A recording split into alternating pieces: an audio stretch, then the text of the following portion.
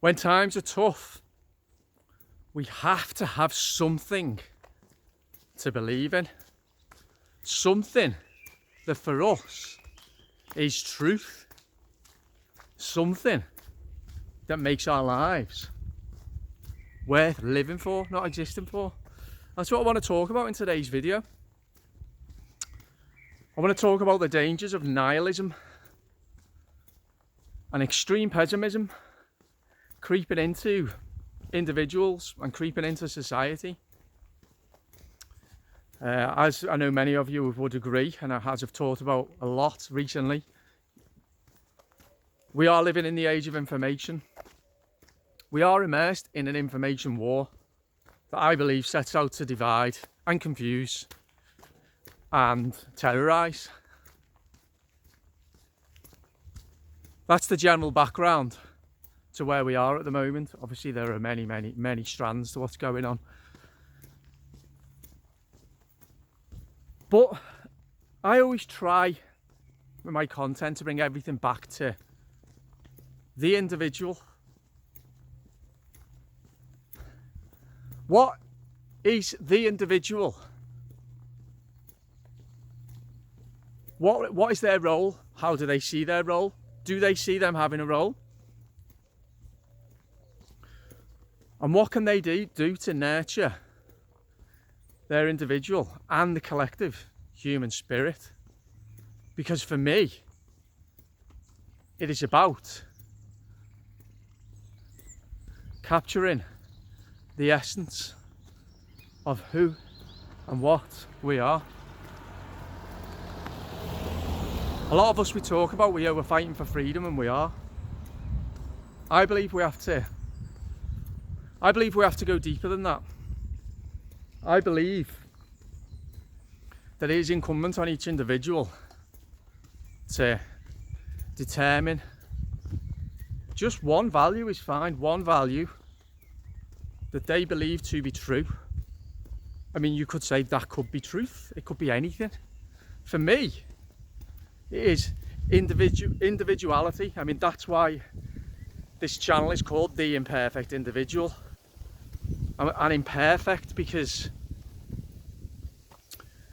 my values try to capture, or I try to attach to values that are not utopian, that are not connected with perfection, that are not connected with certainty. Because if I'm celebrating the concept of the individual, surely the individual is imperfect. Surely the individual is flawed. And that's part as well of why it is the individual who leads the way to a brighter future with more freedom. And how do we do it? We do it by living through that value and realising that that value will help guide us, will be a guiding idea and principle and moral through our own individual lives, and will contribute to the collective atmosphere in society, contribute to the waking up of society, to the freedom of society, and to truth returning to society. But it'd be very easy, and it is very easy, to arrive at a position where we feel so hopeless and so pessimistic that we become nihilistic, which is as dangerous, if not more dangerous, than the opposite, which is threatening to envelop the world, which is totalitarianism. Nihilism or totalitarianism, neither is good. Nihilism is a rejection of all values, of all truths, of all reason, and an embracing of extreme pessimism, an embracing of the idea that the human spirit is worth nothing. But that's not true, is it? It's funny because for me, all of these themes have converged on the football. Just briefly touch on the football. I've done a couple of videos because I understand the views of many in the the community that I'm part of, that the England team, they've not got behind the England team, it doesn't represent them, and the tournament as well. The conditions of entry to the tournament, it's almost like a health apartheid, an us and them. You have to agree to certain conditions before before being allowed a ticket for the game, and I completely agree with that.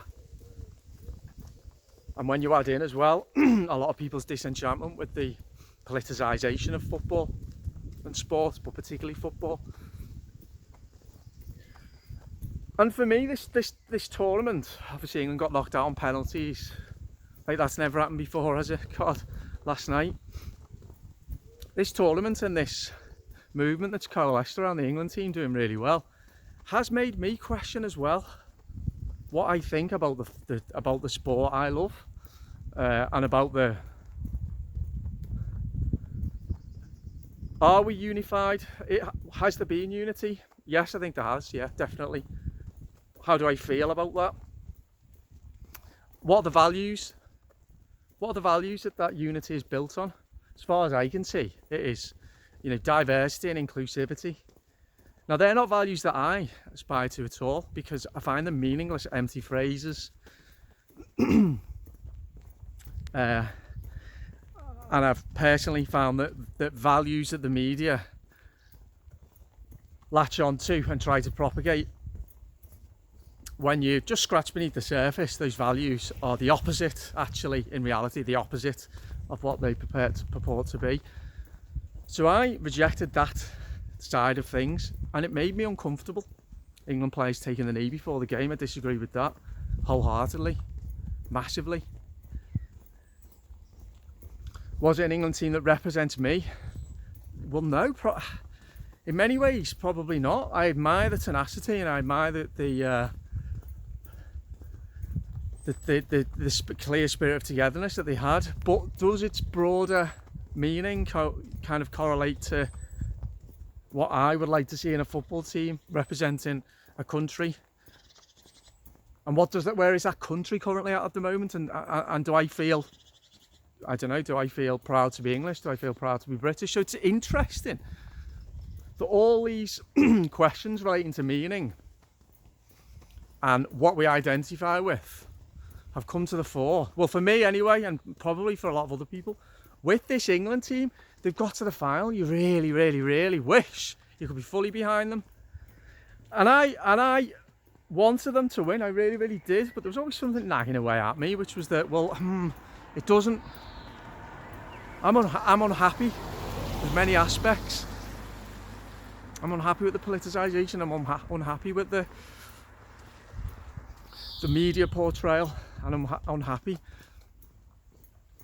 with various different aspects, because it isn't just a game of footy and people getting behind the team. It's turned into something that I don't like. However, despite all that, I'm at the point in my life where, right, okay, I don't want to, because I've rejected so many other themes and aspects and value systems, and I embraced wholeheartedly others, and I'm still finding my way. I think that I looked down and I thought, well, but this is bringing people together. This is engendering a sense of togetherness. There are friends and family getting together, and where might those conversations be leading to? What else may they be talking to? What catalyst effect may this be having on our world and society and people and communities? So for that reason, despite some grievances, I thought, no, I am going to get behind the team. But to go back to individuality and the imperfections with being an individual, it is the imperfect individual. It's to question everything. It's to question why we believe what we believe in. But having something to believe in, question those beliefs, not to the nth degree, but regularly question why we believe in what we believe in. and embrace something wholeheartedly. You have to, otherwise you will end up as a nihilist, and that is destructive. That is destructive to the individual and to the world.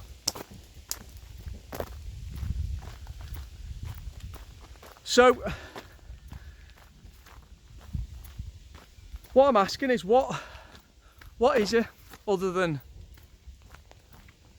you know, I'm fighting for freedom, okay, what is it that you specifically can bring to this world? What value, what skill or attribute, what is it that you believe in so much that it pours forth from you?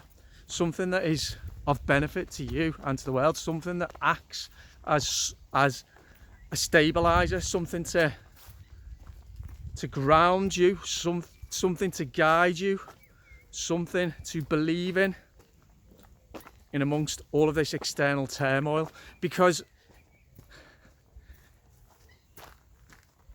there are a lot of people who are completely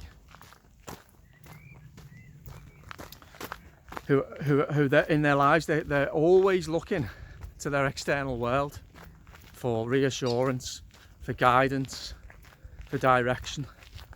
We can't do that. When times are good or when times are bad, we can't do that. It's easier when times are good to go along with the flow. We certainly can't do it now. There has to be something, one central idea, one central belief, one central truth that we have, that no matter what and no matter how dire the circumstances are, we can live for that truth. For me, it is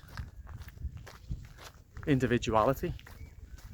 I believe the individual is sacred, is sovereign, and I believe in that so strongly. So that's why I do these videos. That's why I'm writing my book, and I've got more to come on my book, and I'll tell you about all that soon. But that's for me, and I think that's, well, I don't think, but because I know the dangers associated with individuals rejecting their responsibility to be an individual, to inform their direction in the world through their own individual moral compass and value system, and leaving it to the external world and just going along with the flow. Oh, it just because it's easier. Because that's how we've ended up in this position that we're in. That's why we are where we are, for that very reason. Too many people, I include myself in that, too many people have ceded their individuality, have strived for an easier life, have become too accustomed to comfort and convenience. And meantime, state power's grown, dark forces in the shadow, whoever they may be, have emerged. So just remember, rather than the constant sharing of posts, I talk about this a lot, not checking sources, just sharing content every 5 minutes. Yeah, but is that what you believe in though? Is it true? Does that correlate to your internal value system? Or is it just extreme pessimism again? Is it apocalypse again?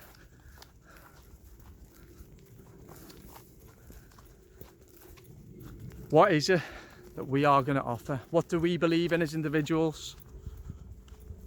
What do we believe in? And how are we going to find that strength to live through just one value? To give ourselves a sense of strength and calm, and to contribute to the healing of society. Let me know what you think. Please put in the comments down below. What is that one thing for you? What is that skill, that value, that belief, that idea that you have, that you live through in your life, that is helping to ground you, that's helping to give you strength, and that is helping you to inspire others. Tell me in the comments below, I'd love to hear. And don't forget to subscribe and share this video. I would very much appreciate that. I'm going to carry on the rest of my walk now in the rain. It's refreshing. Right, I'll see you all soon. Bye bye.